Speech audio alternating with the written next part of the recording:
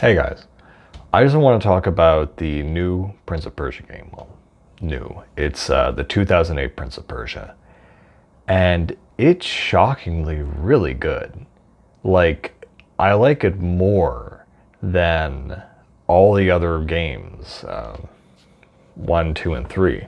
What I love about it is that, the story just feels paced very well. It just goes very, very quickly. I can see why some people have some issues where in this one up front, it's like a reboot, so it's a different prince or whatever. So, Farah, the name of the princess in the first trilogy, is actually the name of his donkey now, which you never even see. And there's a new girl called Alika, and I'm sure and she's like this princess who can ingest light and things and whatever. And so you go on this quest where darkness takes over the land. Some ancient evil has been summoned from some temple, and you need to basically restore balance by defeating the darkness, getting the light out of the darkness and the dark enemies, restoring nature to the land, and sealing the evil way back in the temple. Bing, bang, boom. All pretty standard stuff, right?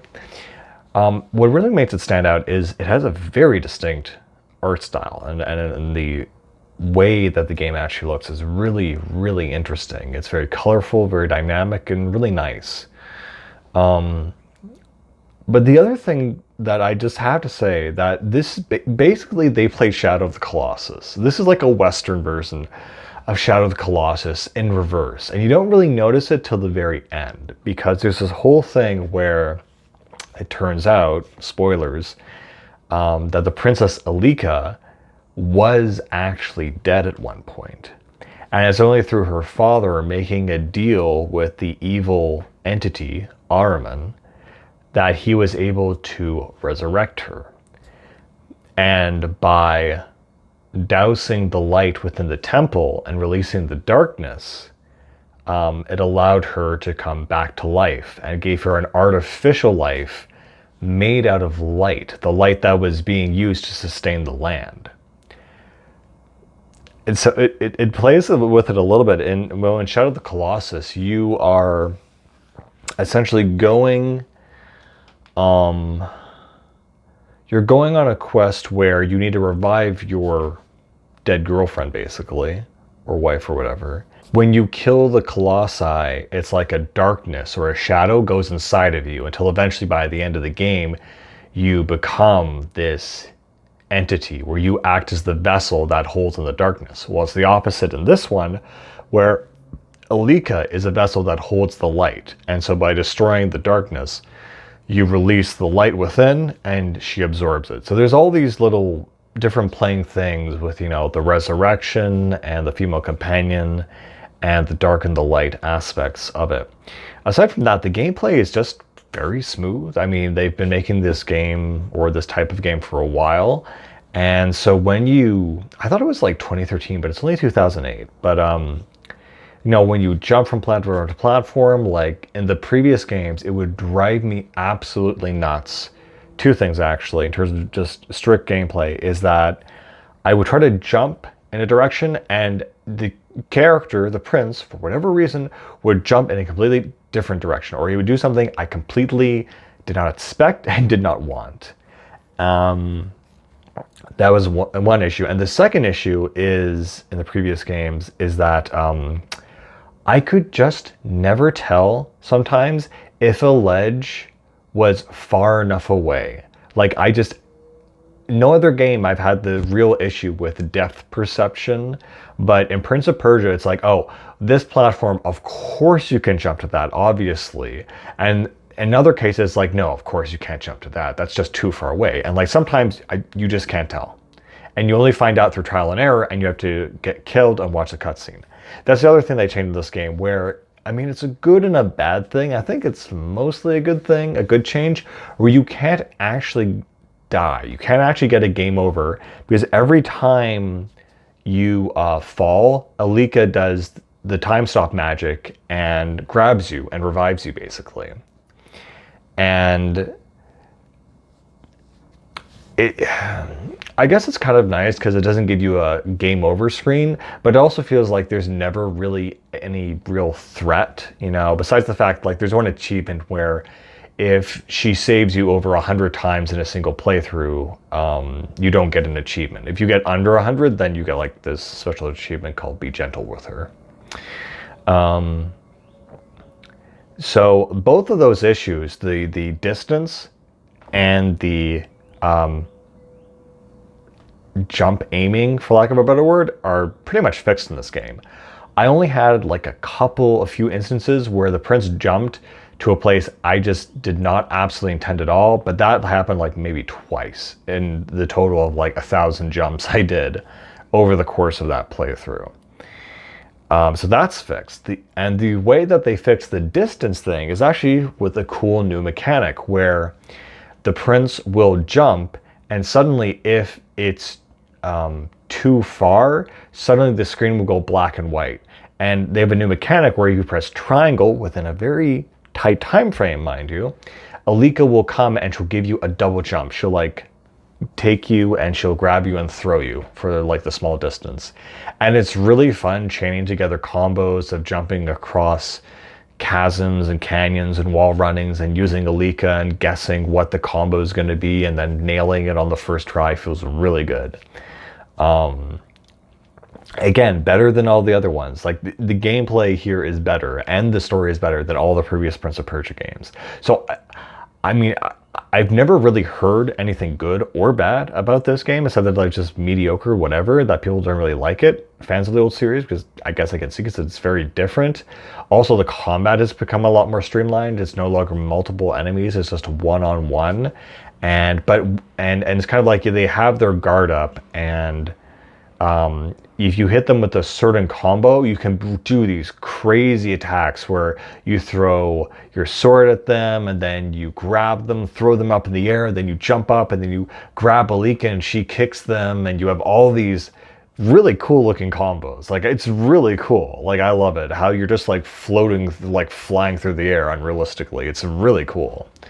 But it is one-on-one, like either fights with mini bosses or bosses basically. And if you get them to the edge, you do like a ton of damage, little cutscene plays and stuff like that. And there's a lot more quick time action stuff, like almost like God of War style in this game, which is fine for the most part. Some of them are just like, some of the quick QTEs are just way too fast. That the only way you're going to know it is if you've memorized it after losing enough. But yeah, no, this game is like, it's like really good. The other thing that they introduced is these special plates or tablets or whatever, where as you progress through the game and you collect more light and you put it into Alika's stats.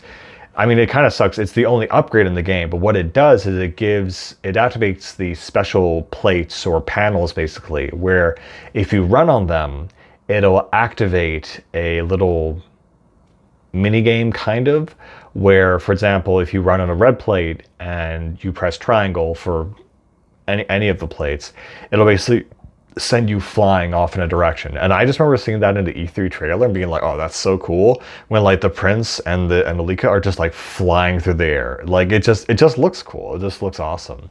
And it feels awesome to do. And it gets crazy where they combine wall running and the, you know, and the double jumping and the, you know, flying mechanic. You know, sometimes the thing will send you flying, but you won't land another panel. You'll land right before a panel.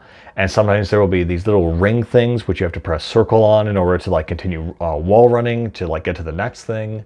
So it's a really fun, like, platforming game where you know that when you get on a plate, you're going to be doing a lot of different combos and unexpected things, and it feels really great to pull these all off. I was going to say that about the gameplay. I had one kind of big issue with this gameplay that just took a bit of getting used to, which then didn't become a huge deal, which is, I would say, I don't know what to call it, input delay or minimal input or sub input. I don't know what to call it, but basically it's this problem where If I'm on a pillar and oh, by the way, this is great, that when you jump to a pillar, the prince will automatically go to the other side in order to jump to the next thing. Like, they don't waste any time. Everything's very automatic, which I love. But what will happen is that if you jump to a pillar and you press the X button, for the prince to jump to the next one, and you think you've missed the window to press that button, and you press X twice. Actually, that's not a good example, sorry. Let's say, okay, so here's where the main issue comes in. Let's say you're climbing a wall or vine or something, and you want to reach up and jump to the next thing above you. Sometimes you won't be sure if like it's registered your input or not. And so sometimes I'll click the X button twice. And what will happen is if you click the X button twice when you're on a wall, you will jump off the wall. So I'll like click it and think, did I hit it? And I'll click it again in the next half second. And the prince will jump to the next thing and then immediately jump off that one, as if registering that, yeah, I wanted to jump up to the next thing and then jump right off it into the abyss. And it's so frustrating.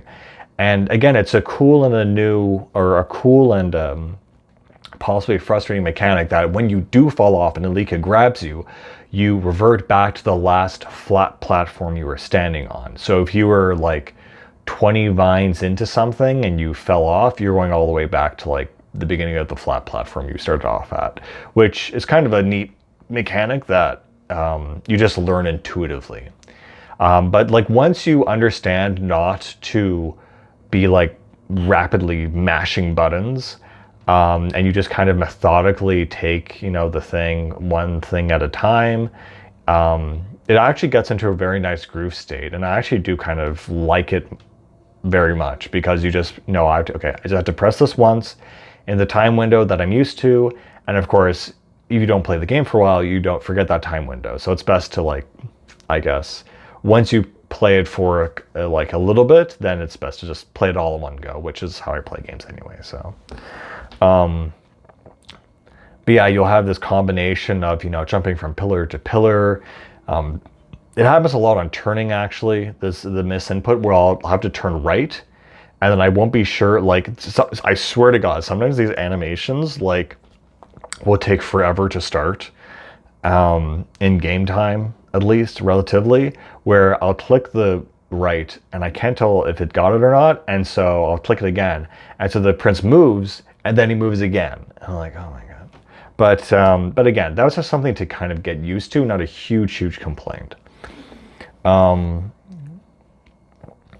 it's really cool how the game maps out its world, because I don't know, I'm thinking about Warrior Within, where they had a map for the world and it was just garbage. Like you had no idea where you were, where you're going. I don't even remember. I remember that the first Prince of Persia, Sands of Time, but I'm not sure if Two Thrones were entirely linear. I don't think it was there a lot of backtracking in those. I don't think so. And the first one, no, it was totally linear. And the third one, maybe there was.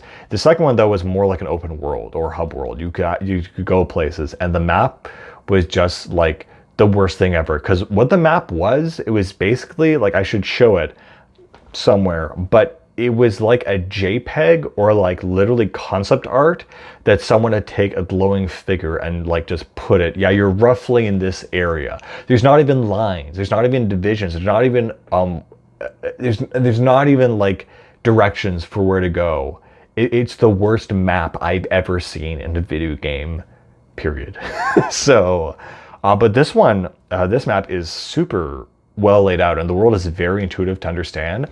Basically, you start off at this big temple in the plains, and then you have 4 little kind of caverns or sub areas, and then those caverns lead to a little, tower or fortress or a little place where you do your stuff. And then from those places, those 4 places also have interconnecting tunnels, and then each one of those 4 places branch out to 4 other little areas.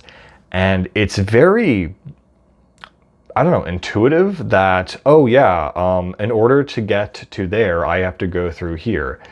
Mainly because the world, it was very refreshing to see this, but you know, they have this place like, you know, you have the palace, the village, you know, the construction yards and I think like the farms and whatever. Um, the entire level design of this game is based around video games. It's, yeah, there's a place called The Village, but there are very few like horizontal flat spaces. Like everything is vertical. So you're always in a tower or in like a fortress or like some vertical thing of some sort. It was really refreshing to be in a world that you knew kind of resembled reality, but at the same time didn't at all. It was very dreamlike in that sense, which I love. I love that. That it was a world made for platforming. But it's very intuitive that, you know, each area has 4 different sectors, and of course there's a reoccurring boss in each sector. And so, you know, there's the hunter, the alchemist, the concubine, and the warrior. And not only do they have a distinct backstory, a distinct fighting style, and a distinct strategy on how to beat them. I mean, that kind of like categorization and an organization and like, I don't know what to call it, subdivisioning is just, I love it. It's perfect. It's smart. It's intuitive, and I understand where I want to go for what kind of story and what kind of battle I want to do.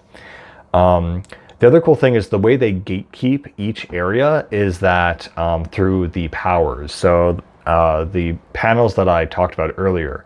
So you need to basically, it's really cool. So you go to an area and you'll basically, it's very funny how they divided this game into just a series of like the what do you call it, the gameplay loops.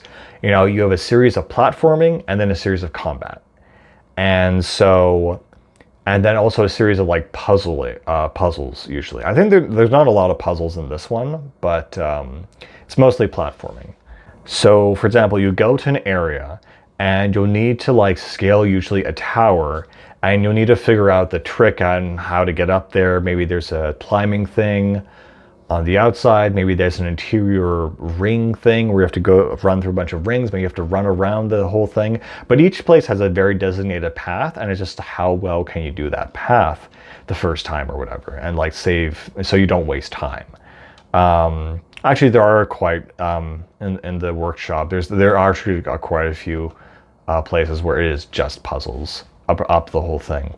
And then once you're able to climb the whole thing and the story and the dialogue happen. Oh, by the way, the banter in this game is phenomenal because the princess and the prince just kind of hate each other and don't trust each other at first, and of course they build that relationship over time. But the banter is actually relatively actually quite funny at points. And what's cool though is a lot of it is also optional, which I'm not sure how I feel about that, because the problem is in order to access most of the banter, is you need to stand still and press L2, and that'll initiate a conversation. I would just kind of prefer if they were moving and having that conversation at the same time, like near basically, but it was still quite a lot of fun. But anyway, you'll get to the top of the tower, you'll find the boss, there'll be some conflict, some dialogue, you'll beat the boss, and then you'll have this switch. And what Alika will do is you'll use her to purify the switch. It'll then be healed, and the environment changes, like Okami or Zelda or whatever, and the whole environment is now, you know, better and healthier and whatever. But also now the seeds of light have spawned, which are just basic collectibles. And this is again like I'm kind of conflicted on this, is that a lot of these collectibles, these seeds of light, are going to spawn in places that you just platform through to get there. So you end up doing a lot of backtracking. And the thing is, because one area will connect to multiple different areas, you end up going on a path towards like a place you've already been to get seeds of light, only to realize, oh, I can't access that area. And then you have to platform back the very same way you came, which is like, I don't know how to fix that, but other than just having the entire thing open and accessible, or having those collectibles spawn in. But I don't know how to stop that other than making the collectibles accessible from the start point. I'm not sure. I'm not really sure. But anyway, you get those seeds of light, and there's basically 4 tiers. There's 4 different powers to unlock. And as you collect, I think in total there's 1,000 seeds of light. I think the minimum you need to beat the game is 600. So I thought, oh, I'm not really going to invest in this game. I can just ignore it. And it's like, no, you actually need to collect the things to access it. And at first I was kind of, I don't know, iffy about that because I didn't want to invest time into this. But I thought, oh, well, if it's the only collectible and it's just platforming the way you came. So I was like, okay, fine, whatever. It was actually really fun hunting down the last few seeds of light. I only had to look up a guide once for like the last 5, which were in the same area. And that's the other thing too. I love this where on the game map, it'll tell you, which area and how many seeds you're missing or how many seeds you have. So that's actually really productive of them to give you that information. I'm really a huge, I don't want to say advocator that once you hit that point in the game where you've basically beaten the game or you're about to beat the game, there should be an option to purchase or get some kind of item that just tells you where all the random collectibles are. Because like at that point, you're just going to be using a guide. Like they just know you're going to be using an online guide. So why bother? Just like give it to us. Like I think Far Cry 5 did this where you can buy the map for all the little bear figures in the mountains or something. It's like if you have enough points, and it's like, yeah, if you just want to finish it and beat it, you might as well, because that's more fun than just aimlessly wandering around and just looking up a guide, Anyway, so you get your seeds of light, you go back to the temple, you activate one of the panels, and so these panels, so there's certain areas where if you go there, you need the panel to access the tower. And so you finally do the 4 areas, and you do you do one area, all 4 towers in that area. It unlocks the gate to defeat the boss, because as the story progresses and you chase them, you get to know more about them, and then you fight them in their final point. What's really cool though is that you can really do this in any pattern or any route that you want to. You can choose to unlock the green power or the red power, and it doesn't really tell you I think it does tell you actually on the map which sections need what, but the thing is it'll give you, it's not like the red power is going to give you all of the leftmost side areas access. It's like the red one will give you 2 on the left and 2 on the right. So it's a really weird system, I guess, but basically it kind of makes it so that if you ever play through the game again, it's going to be at least different in terms of how you tackle it and the order in which things happen. But yeah, I think probably my favorite section of this whole game is when you defeat the alchemist in the construction yard, because they've created these giant balloon airships, and so you're at the very top of the whole world, and suddenly whenever you beat the boss, the thing crumbles and you got to escape.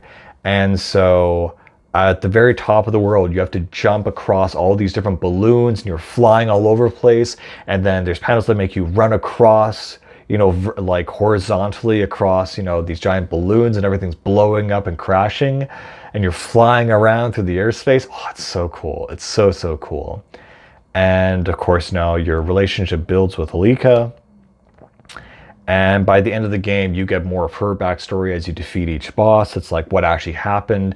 It is revealed, oh yeah, my dad actually after her mother died, her father, not wanting to lose her, summoned the Dark Lord in order to put the light back into her body and revive her. And this is where I think I took this game from being a good game to a really good game, a great game. The ending is wow. So I had a gamer moment, I guess, where I thought, oh hell, I've been in the mode of collecting all the light orbs or the light seeds. I might as well get them all so before the final boss. So we defeat all 4 bosses, all 4 areas. It's like, all right, time for the final showdown. But I'm like, okay, I'm going to go and collect all the, seeds of light. And what it does, it gives you an achievement or a trophy for every 100 seeds you get, from 100 all the way up to 900. So I get, I finally find the last 2 light seeds, and I have 1,000 light seeds, and I have no achievement. I sit there and I'm looking at it, and I'm like, where is it? And doesn't show up. I thought, okay, whatever, fine, whatever. So cool. So similar, I think this definitely reminds me of, I think, Warrior Within, where if you didn't get, I think, all the swords or something, you would get the bad end. So I knew that I wanted to get the good end. So I got all the Seeds of Light, and I was like, nothing happened. So I was like, whatever. So anyway, you finally go to the final boss, you confront him, and it turns out her father is fallen into the corruption of Ahriman and become this monster mayhem guy, whatever. Also, the character and the enemy designs in this game for a Western game are really good. Like, they're very dynamic, very, some of them are very asymmetrical, but like really interesting. And even Alika's design and the Prince's design are just really good. And Alika's really hot, so, And so, oh yeah, and there's like another thing where in the skin menu, for some reason, one of the alt skins for Alika is Jade from Beyond Good and Evil. Like, that's so freaking cool. like, yes, that actually makes sense, because when you're climbing, she's also jumping along with you, riding on your back. You're swinging her around, she's swinging you around. So you're very acrobatic, whatever, and that's like just like Jade. And yeah, I mean, this game definitely, like, I swear to God, the guy must have played Ico and Shadow of the Colossus when they made this game, because you can't hold hands in this game, but you're basically, like, it's having that same effect where you are interacting with this one character and taking care of them, basically. The only difference is that you can both talk. So anyway, you have the final confrontation with her father, and you end up defeating him, subduing him. And the way you trap him is Alika takes all of her light seeds and she restores the Tree of Life inside the temple. And so by giving her life, she heals the land and restores everything.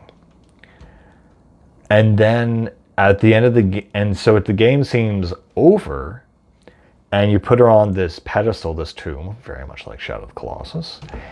And you are basically confronted with these 4 glowing trees.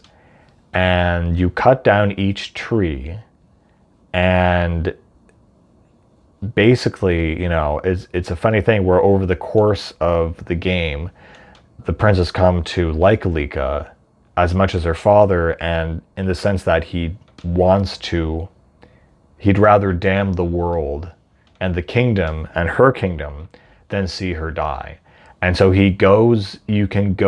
so here's the cool thing. You go back into the temple to the Tree of Life, and you cut it open, and you find the final light seed, and you have 1,001 light seeds, and then you get the achievement. And I was like, oh, that's so cool. That is so cool. And so basically you have all of the souls or the essence or whatever of the Tree of Life, and the very end is that you put it back in Alika to bring her back and unleash the evil back into the world. So your entire journey was almost pointless, except for the fact that the prince found the princess, and the prologue was that he was originally a grave robber, and he was just traveling with his donkey loaded with gold, which he lost in a sandstorm. And so he had nothing, and now he's gone from nothing to something, to saving the world, to dooming it, but having the princess. And it's a good game. It's a good game. There's also an epilogue story in DLC, which extends the gameplay by a couple more hours, which I was like shocked that that even existed, and that was an option. That there's DLC that extends the story. Thank God the PS Store isn't closed fully yet. I had to use like my PSN wallet to buy it though, rather than directly through the store, which is weird, but it's not a bad epilogue. It definitely continues it. Lyca's definitely pissed off at you, but I saw won't say much there. It's just like it's some basically they basically had some new gameplay stuff that they implemented, like charging at enemies. Now you have this special QuickTime event. Yeah, they added a new plate which creates these platforming walls that just hover in place. A lot of really cool new ideas. And it basically ends with the Lyca being like, well, we've sealed him temporarily in this other temple. I'm going off to, find someone who can help, and I don't care what you do. And she basically abandons the prince because both of them are basically cursed at this point because they know what they've brought out into the world, and the prince sacrificed everything for her, and she didn't want it, and she's angry with him, and it's like they've been kicked out of paradise. It is such a good game, and it doesn't have a sequel, and that just friggin' drives me mad. Like, because the first 3 Prince of Persia games, I played them, I liked them, but they were just really okay. Just very okay. My favorite one is still probably Warrior Within, just because the Dahaka is the friggin' coolest thing I've ever seen, and the ending to this game is very much like Warrior Within, where you have this curse basically chasing you, like, forever, and you have to find a way to destroy it. But also, I'm just a sucker for like those edgy emo aesthetic, and like that was the one that Godpunk did the OST for, right? Or the main theme. I stand alone. Yeah. No, it's hardcore. It's hardcore for sure. Honestly, I kind of hated the original Prince of Persia: Sands of Time. It felt like a budget Pixar movie. I don't know. I just didn't like it. I mean, it was fine. It was so fine, but I really honestly did not really vibe with it. The Two Thrones, I honestly don't even remember the Two Thrones. You had like an evil self and you had to overcome it or whatever. But aside of that, I don't even remember what happens in that game. You somehow like fix the curse, and Farah's also in that game, right? I don't know. The Two Thrones is weird because I just don't remember, and it's supposed to be the conclusion to that series, where he comes home to his kingdom or Babylon or Persia or something. But yeah, no, this game, the 2008 Prince of Persia, is in my opinion better than all those games combined. It is so much fun. It is way more fun, way more interesting, better story, everything, better art style, and it just doesn't have a sequel.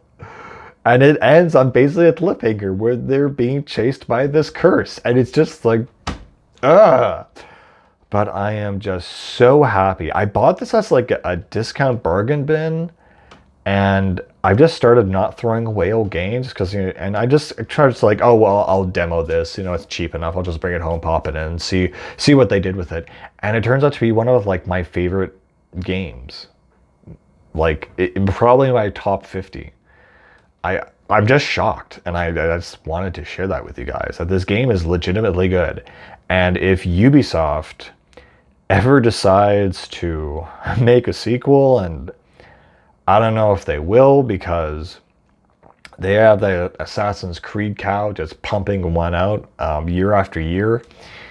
And who knows if they can even get the same team on this one. But if they announce a new Prince of Persia, I'm very excited.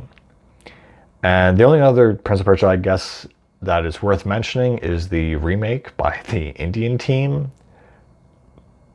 I don't know how to express this, but when my brother showed me that trailer for the remake and just the way it looked, I just pissed myself laughing. I don't know. I don't know why. It just looked so so so cheesy. Like, I already don't really like the first one, but there's just something about it that is like, oh sir, we made very beautiful product. I don't know why. I find it so funny. Cause it looks like a highly polished turd. Highly polished feces. I don't know what it is. It makes me laugh so hard though. If I see that trailer, I'm gonna die.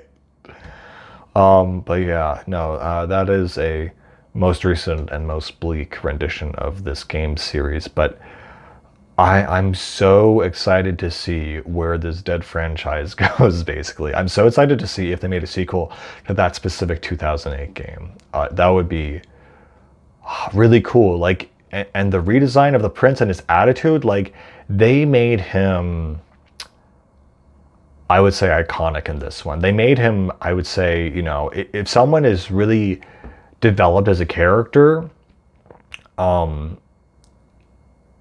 you know, if they're really developed, you could say, oh, they should be in Smash. You know, the only people who like deserve to be in Smash are like people like, you know, Master Chief, 2B, Travis Touchdown, characters who are very well defined in their attitude, their style, their mechanics, their silhouette. You know, there's a lot of different things that go into making an iconic character. And I think this Prince of Persia, way more than the previous ones, is way more iconic and defined and understood by the game world. And it's all very good. And his attitude is also very funny because he doesn't care. He's like a Han Solo kind of character. He's just there for his money and he does not care what happens. And he falls in love with a princess. I wonder if there was any inspiration there. But yeah. And a no nonsense, no attitude princess who falls for him as well. But yeah, anyway, there's Prince of Persia.